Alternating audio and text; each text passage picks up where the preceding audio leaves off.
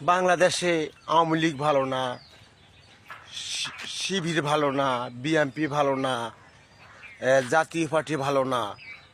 তারপরে দিয়ে আমরা এই দেশে কাকে ভোট দিলে এই দেশটা শান্তি হবে একটু কমেন্টে জানাবেন।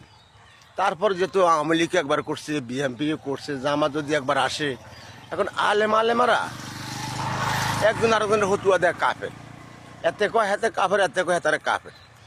এখন আলেমেরা তো হতুয়া আমগর দিতে আছে, কোনো মুসলমানকে কাপড় বলা যায় না। তারপরে দিয়ে আপনার বর্তমানে বাংলাদেশে আমি যদি নামাজ পড়তে যাই, কয় নতুন নামাজ হয়ে গেছে, হ্যাঁ সমালোচনা। আর যদি নামাজ না পড়ি, এতে বেনামাজি, তার লগে কথা কুছ না। এখন বাংলাদেশে আমরা কি উপায় কি করবো?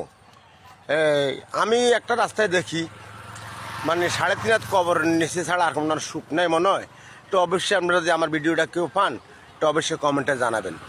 অনুরোধ ভাই, একটা অনুরোধ।